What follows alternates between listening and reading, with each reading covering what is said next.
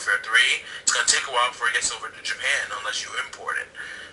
Because the localization, they'd have to localize it, they'd have to do a bunch of other things, change a lot of the audio around, and yeah. That's what it comes down to.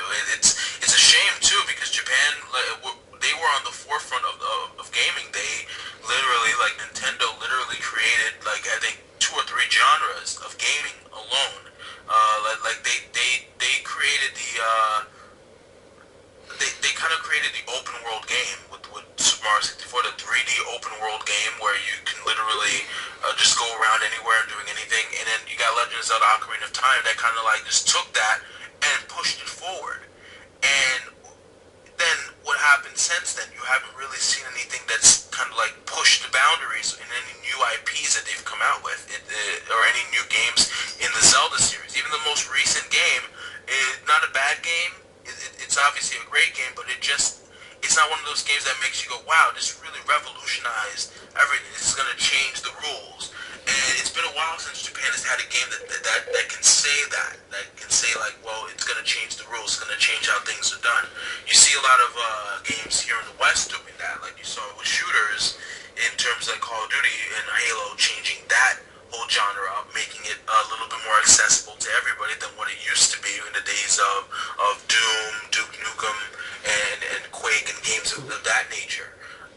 And in terms of open world games, you see a lot of changes happening with that too. And the same thing with RPGs. You see a lot of developers in the West creating RPGs that are a lot different than the ones in the East, which is why what happens is, what it used to be known was just an RPG. Now you have JRPGs and you have WRPGs, and it's the only way to classify between the two. But it still doesn't matter how. I understand that it's a matter of personal taste in terms of what kind of RPG you like, but it's still kind of like you said. There's no excuse for having dated combat or dated combat animations, having really slow combat, things that just don't work. They really should make the effort to change things up, because despite how loved Metal Gear Solid 4 was, from what I've heard from a friend of mine, what he didn't like was the fact that a lot of the animations were very old and very dated. And I'll even say this on my personal experience with the WWE games, which are made by a Japanese developer, Yuke's. A lot of their animations are very old. They're using animations that go back 15 years. Hell, the engine, the core engine for the game like SmackDown vs. Raw 2011, goes back to 1995 with a very old wrestling game. No Mercy? No Mercy I believe, was a 2001 game. I'm going to look up the name. Right now, I'm going to look it up on Wikipedia right now. While he looks that up, let me make a comment in regards to what you were saying earlier, in that they have not really had any games that kind of change the rules, as you put it. Don't you think a game like Catherine is something that changed the rules or brought something new to the table? It was, as far as I know, the first horror puzzle hybrid thing where you basically had to choose between two women, and they were both kind of demented in their own way, and you got stuck in dream worlds where you had to fight sheep and try to climb your way out of these areas before you died. It was absolutely. I mean, Atlas Games, they're one of the few, like I said, there's a few developers who actually do try to push the idea, to try to push and change things.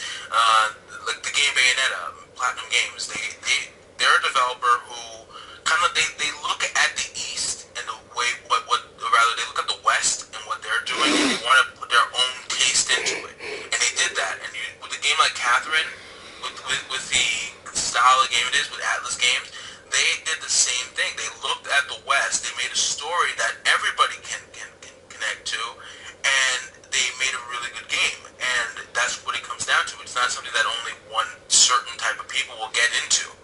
And that's what's smart about developers like them, because they're willing to actually innovate, they're willing to actually push things forward. Whereas you see a lot of other ones who rather just stay where they are and just do what they do, and it's Mario. not for anybody. Nintendo, they're getting there. They're starting to get there, because it's gonna. reach a point where people are just not going to be able to defend Mario the way they've always done so. I know it's a game that goes back to a lot of people's childhoods. They see Mario, they think great things, and when they play, they're like, oh, those feelings come back. But then when nostalgia ends and you really see the game for what it is, you're going to see that nothing's really changed since Super Mario 64. It's the same with Sonic. It's the same with Zelda. It's the same with Metroid in a sense. It's the same with a lot of series.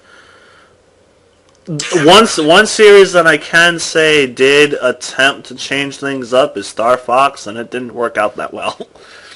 Star Fox Adventure. Enough said. They haven't made a Star Fox game in so long, which is a damn shame.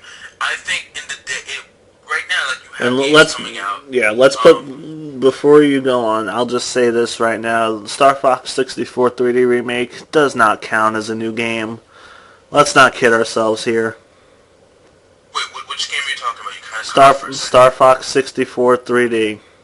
That does not count as a new game. Yeah, that don't count. Cash-ins. It's not really. The last new Star Fox game was Star Fox Command. And although I own it, I was never able to get into it. I've heard it's a really good game. I just hate the controls on it. It's so awkward to control the R-Wing and shoot and all these different things. It just disconnected me horribly from it. I mean, I'm pretty sure there's a way to change the options if I actually look into it, but I was not really bothered. Although I'm hearing there are so many different endings and so many different ways for it to go that it probably is a much better game than I'm making it out to be. But I just couldn't get into it. Go on. I don't blame you. I'm thinking here in terms of Star Fox. I mean, this year I believe 3 games, either in the last 2 years rather, 3 games that had like stuff like dogfights in them have come out. I know one of them was Tom Clancy. I forgot the name. I'm gonna look it up, but there was a Tom Clancy game that came out that had a lot of you could fly with jets and stuff. Star Fox could be the last Star Fox game to come out was Assault. Assault. I know they tried something new with that more open world feel with that Star Fox Adventures game, which wasn't a bad attempt. But they really need to go back to the Star Fox IP. I mean, they keep going back to Mario. They keep going back to the same thing. Another game that really needs to change up is Pokemon. How many times can you make the same game over and over again? You know, it's funny. Me and another person that I do collaborative things with, La Bamba, him and I were talking about this the other day. How you know that I work on this PCN channel, right? And you know that it's mainly Pokemon based. Yeah. Bumble is one of the people who I work with on that, and we were talking about, 4th gen. It brought us back. Like games like Diamond Pearl Platinum, they brought us back and they reminded us how fun Pokemon used to be and brought in that whole easily accessible competitive aspect to it. Being able to battle your friends by just putting a code in instead of using all these obnoxious cables and things like that was huge. You cannot begin to fathom how huge that was for old fans. But then 5th generation comes out, they don't really do anything to make it interesting. They create all these horribly overpowered Pokemon that just make it not fun anymore. Removes almost all the strategy. And me and Bumble is sitting there like, this is boring now. We don't want to deal with this. It's just not fun. So we're kind of getting out of it. That's the problem with it. When you don't change much, or you make it worse, you're going to lose people. I mean, I understand. Me and Bumble are not the demographic audience. I get it. Yeah. But you lost us. I mean, the thing is, with these games, they need to realize that their core fan base grows up. And they need to grow up with them. And they need to appeal to them as well. One thing that needs to be said is, you remember Pokemon, let me see, after the Johto games came out, Pokemon Gold, Silver, Crystal, then we had Pokemon Ruby, Sapphire, and Emerald, and you remember that when it came out, it wasn't as